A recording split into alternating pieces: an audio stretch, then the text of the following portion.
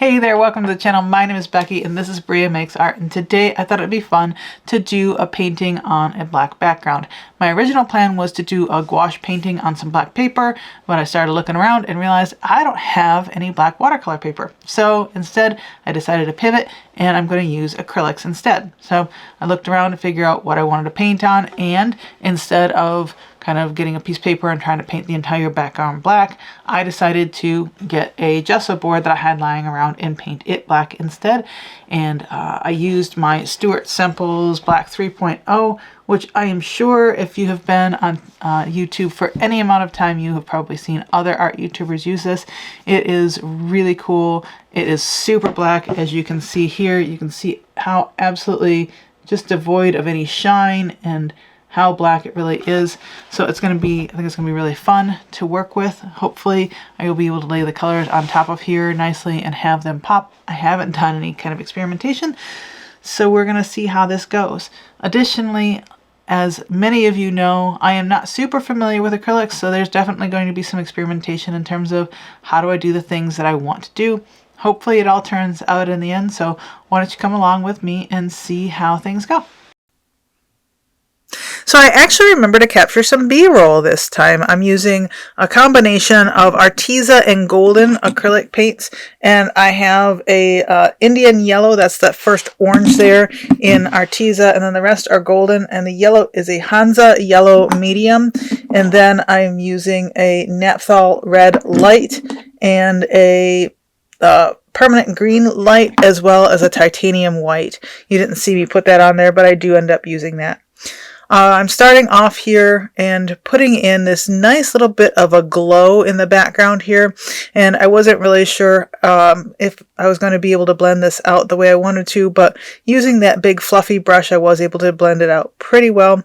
The one thing that I will say is that in the background I used the Black 3.0 from Stuart Semple, and it did pick up a little bit, so I did get a little bit of black on my brushes. So just so you know, that does happen a little bit. Overall the black stayed in place pretty well, but you do get a little bit of lifting when you're putting another color on top. And here I am using a liner brush. It took a second to show that to you because it's a brush that I have not used before. I've seen other people use it, and it was actually really fun and pretty easy to use. I ended up thinning out the paint quite a bit so that I got a nice kind of smooth consistency, and it worked really well for painting in that dandelion puff. I realize I haven't told you what I'm actually painting. So right now, at this moment, I'm painting the little green bits at the bottom of the dandelion. And in a second here, I'm going to switch over to my left hand because I couldn't get a good angle with my right hand. I don't know if other people do that. I do that occasionally. I don't do it a whole lot in my paintings, but I will occasionally pop over and use my left hand for some things that is a little bit difficult to get with my right. In case you don't know, here in America, when you pick up a dandelion that has gone to seed, you can, like as a kid, you would pick them up and you would blow on them and make a wish. And each of those little dandelion puffs was supposed to go off and try to help make your wish come true. And so I am having each of those puffs be on fire to kind of represent a lot of hopes and dreams and wishes kind of going up in smoke. If you've been following politics here in the US, you'll kind of understand where this is coming from. I'm not going to dwell on that because I don't want to be depressed and I don't want to depress other people. Anyway, I did have a lot of difficulty in trying to get these little bits of flame looking the way I wanted them to, and you'll see as we kind of zoom through this that I go through lots of iterations of trying to get them to look like they're on fire. I have done a little bit of white, and then I did some orange. I put some red around it. Now I'm going back to kind of brighten them up with some white. And I think in a little bit I'll try and put some orange in the middle. I did a whole bunch of stuff to try and make it look like it was on fire. And in the end, I was moderately successful. This is something that I haven't practiced a whole lot, so I'm not terribly surprised it didn't just work out the way I wanted it to. On the upside, I did learn a lot while doing this painting, and I think that it was moderately successful. I will probably hang it up. It wasn't quite what I had in my mind, but I think that that is just that my skill level at painting isn't quite where my eye for like what looks good is. So that is okay. That is something that happens to all artists. Sometimes your eye for kind of understanding how to make something work or understanding like what it should look like is a little bit ahead of your skill level, and unfortunately, that often means that the stuff that you produce isn't quite what you want it to be, but it does mean that you at least can recognize where you've gone wrong. And there are some things that I have learned and would do differently if I were to do this again. Number one, I would make the puff ball area a lot bigger because that stem is very big and I feel like the puff ball should have extended out a little bit further. And number two, I would definitely practice more with kind of painting little flames, and I could just kind of get some paper and just practice that a whole bunch so that I get better at that. I also think that I would probably make fewer little flames so that each individual flame was a little bit easier to see and kind of discern. I was trying to make it look like the dandelion puff was pretty full, and I should have just had some of them missing.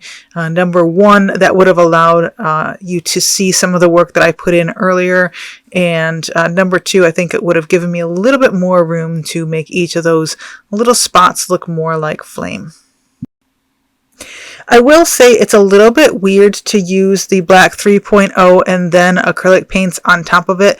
Number one, like I said earlier, it will pick up a little bit of that underlying black. But number two, acrylic paint is shiny, and this the black 3.0 paint is matte, and so it looked really weird when it was done. So I went and grabbed some gloss varnish to put on there, and I had to put a lot of coats of gloss varnish to get it to look right, because for some reason the black 3.0 seemed to be kind of repelling the varnish, and so I would end up with spots where there was no varnish even though I know I had sprayed it on there. So that was a little bit weird. In the end, it ended up getting varnished pretty well. I think I might put another coat or two on it in the end, but it ended up working out reasonably well. I tell you what, this was a little bit of a challenge for me because I have never actually painted fire before, and it was a little bit of a leap of faith because I hadn't painted fire before and I didn't really know how to do it, and I still went ahead and did it anyway because you got to start somewhere, and I was hoping for the best, and overall I think it turned out reasonably well. I am pretty happy with it. There are definitely some things that I see in here that I would do differently next time, but that's great because it does mean that I learned something. Here is the finished piece here, and you can see that there is a lot of shine on here because I did use a gloss varnish on here because the acrylic itself was already shiny. The black 3.0 was not shiny, and so I wanted to get everything kind of to an even amount of sheen. I will definitely get you some better views of the finished product than just me holding it up with all that shine on there. And here's the final result. Here we go. Let's go ahead and give you a nice close-up of everything. We did get a little bit of a kind of a green color here. I think it was just kind of the interaction of the yellow with the black background. Overall, I think it turned out pretty nice. It isn't quite what I was thinking in my head, but it worked out. I do like the stem here, a little bit of kind of shading on there. That looks pretty nice. And I ended up signing it with an acrylic marker. I think one big victory that I had here was I did not let the fear of failure stop me from trying this. I knew that I had not really practiced painting fire at all, and so I knew that that was going to be a challenge, and so I knew that there was a possibility of failure here. But I went ahead and did it anyway, and I didn't have a ton of hesitation, which was amazing. So I do recommend to anyone out there that does have that kind of fear of failure to just try it. You don't know whether it's going to turn out or not until you try it. And when you do try it, if it doesn't turn out, you will have at least learned something, which I definitely learned here. I know a little bit better about how I would tackle this painting in the future, about how I would tackle fire. And I know that if I do want to try and tackle fire again, I need to practice it a little bit more before I try it on a painting that I really want to turn out super well. Anyway, I don't really have a whole lot more to say. Hopefully you enjoyed watching this kind of speed run of this painting, and I hope to see you guys again next week. Bye!